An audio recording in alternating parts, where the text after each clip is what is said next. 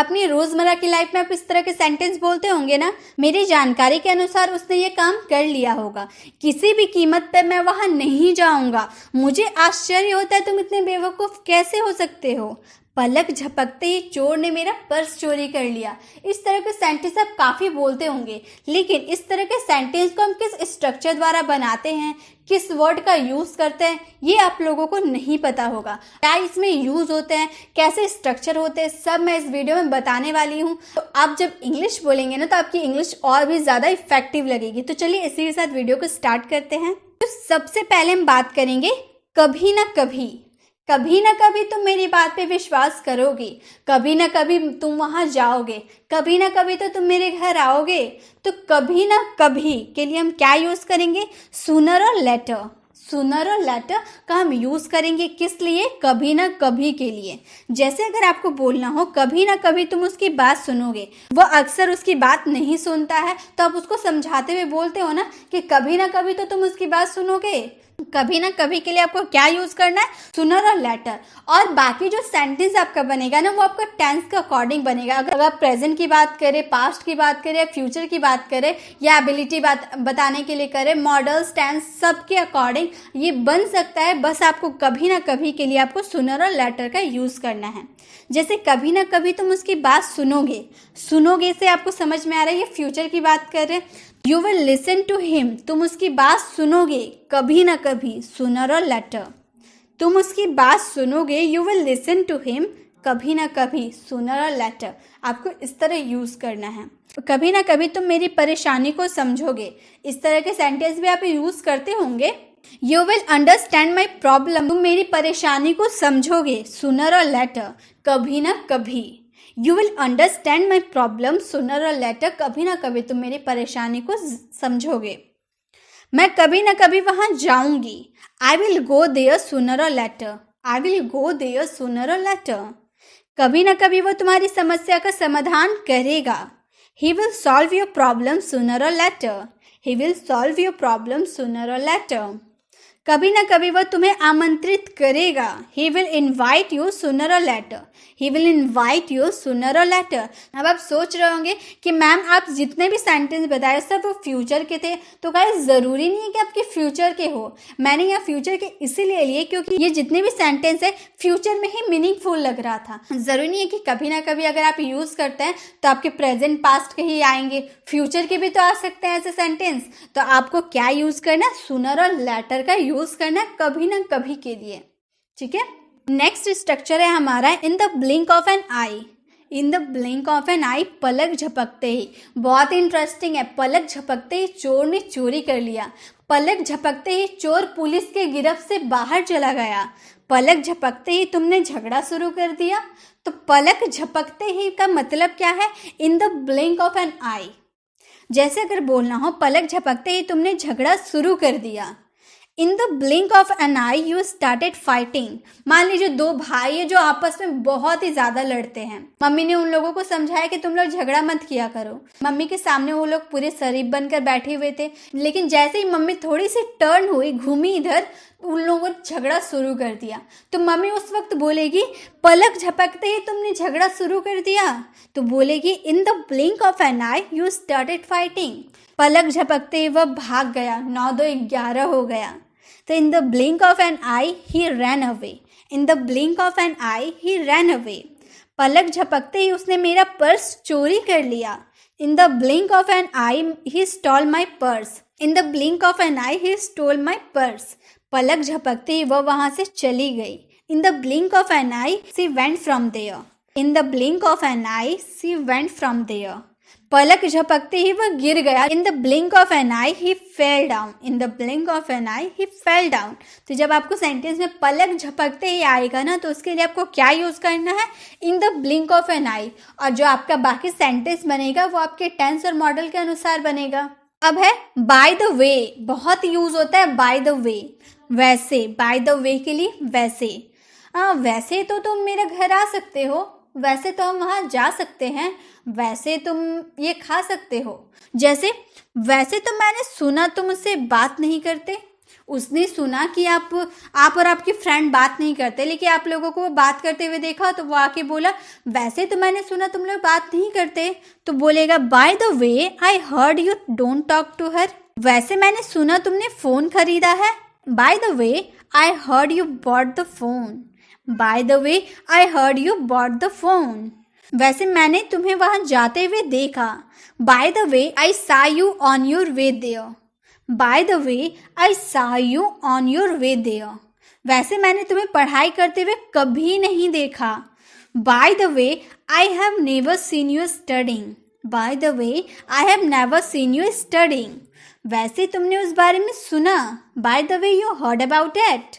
Bye the way you heard about that. तो by the वे वैसे जब आपको बोलना हो ना अपने सेंटेंस में, वैसे मैंने ये सुना, वैसे तुम वहाँ जा सकते हो, वैसे तुम यहाँ आ सकते हो, तो वैसे के लिए आप क्या यूज कीजिएगा? बाय द वे। अब है एट लीस्ट। एट लीस्ट का मतलब है कम से कम।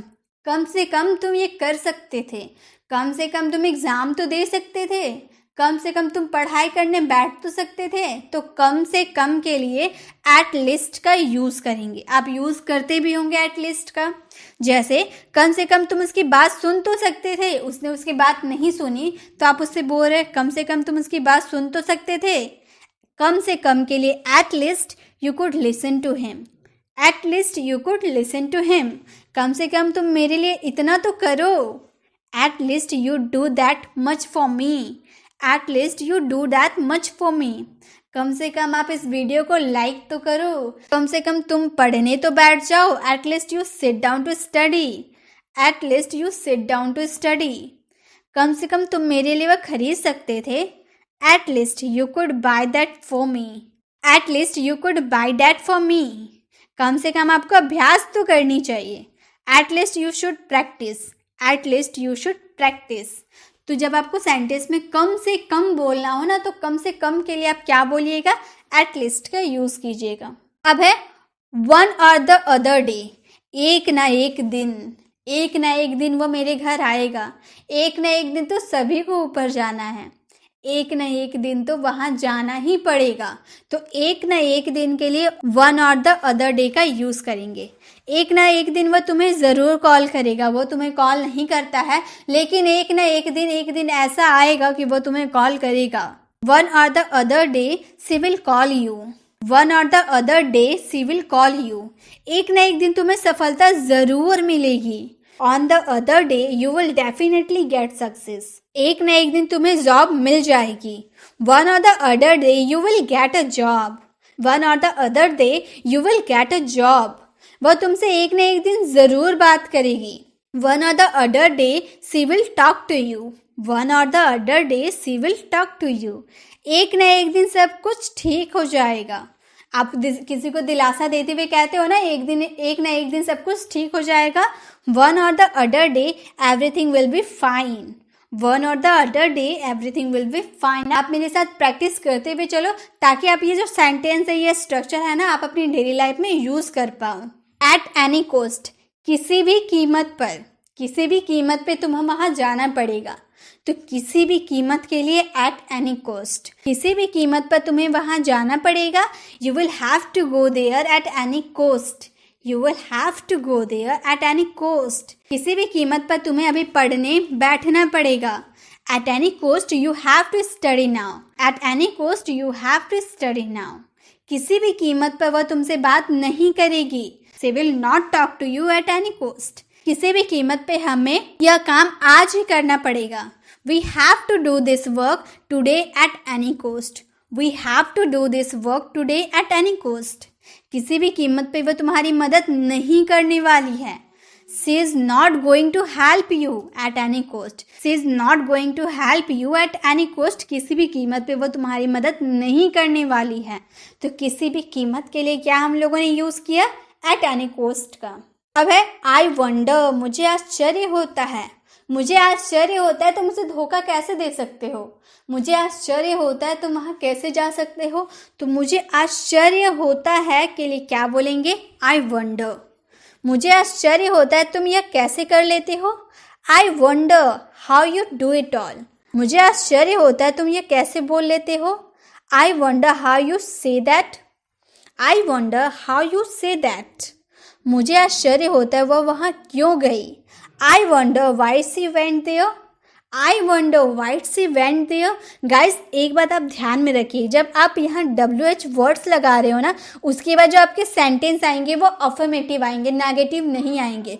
जितने भी आप WH वर्ड लगा रहे हैं उसके बाद आपकी नेगेटिव सेंटेंस बिल्कुल नहीं आएंगे, हमेशा अफर्मेटिव सेंटेंस ही आएगा। मुझे आश्चर्य होता है तुम ऐसा बर्ताव कैसे कर लेते हो। I wonder how can behave like this. I wonder how can behave like this. मुझे उस बारे में आश्चर्य होता है। I wonder about that. I wonder about that. तो आई वंडर के लिए मुझे आश्चर्य होता है। To the best of my knowledge, मेरी जानकारी के अनुसार या मेरी जानकारी के हिसाब, मेरे ज्ञान के अनुसार या नॉलेज के अनुसार, आप कुछ भी बोल लो। जैसे मेरी जानकारी के अनुसार वो कभी गलती नहीं कर सकता है, मतलब ज़रूरी नहीं है कि आप जो जानते हो वही हो, वो गलती कर भी सकता है। बस आप अपने हिसाब से बोल रहे हो ना कि मेरी जानकारी के अनुसार या मेरी जानकारी के हिसाब से वो कभी गलती नहीं कर सकता है। To the best of my knowledge he never makes a mistake. To the best of my knowledge he never makes a mistake. मेरे ज्ञान के अनुसार वो कभी झूठ नहीं बोल सकता है। To the best of my knowledge, he can never lie. To the best of my knowledge, he can never lie. मेरे नॉलेज के अनुसार तुम मुझे कभी धोखा नहीं दे सकते। To the best of my knowledge, you can never cheat me. To the best of my knowledge, you can never cheat me. मेरी जानकारी के अनुसार वहाँ पे सब कुछ ठीक था। To the best of my knowledge, everything was fine there. To the best of my knowledge everything was fine there. तो जब आपको बोलना हो ना मेरी जानकारी के अनुसार या मेरी नॉलेज के अनुसार, मेरे जानकारी के हिसाब, मेरे ज्ञान के अनुसार, कुछ भी आपके सेंटेंस में अगर आपको बोलना हो ना, उसके लिए आपको यूज़ करना to the best of my knowledge. उसके बाद आपके सेंटेंस के अकॉर्डिंग आपको सेंटेंस बनाना हो। अगर आपके टेंस वाले सेंटेंस है तो टेंस का यूज़ करके बनाना है, अगर मॉडल्स वाले सेंटेंस है तो मॉडल का यूज़ करके बनाना है। तो यही थे हमारे आज के स्ट्रक्चर। आई होप आपको सारे स्ट्रक्चर अच्छे लगे होंगे और ये सारे स्ट्रक्चर आप अपनी डे टू डे लाइफ में यूज़ कर ही सकते हैं मेरी जानकारी के अनुसार, या फिर मुझे आश्चर्य होता है, वैसे ये सब तो आप यूज़ कर सकते हैं। तो गाइस यूज़ कीजिए और अपनी इंग्लिश को इफेक्टिव बनाइए। वैसे तो आप मुझसे मिल ही सकते हो, इसका आंसर आपको कमेंट बॉक्स में करना है। वीडियो अच्छी लगी तो वीडियो को लाइक करें। अगर आप चैनल पर नए हैं तो चैनल को सब्सक्राइब कर बेल आइकन जरूर क्लिक करें ताकि जब भी मैं वीडियो अपलोड करूं आप तक नोटिफिकेशन मिलती रहे। मिलते हैं नेक्स्ट वीडियो में, तब तक के लिए कीप लर्निंग।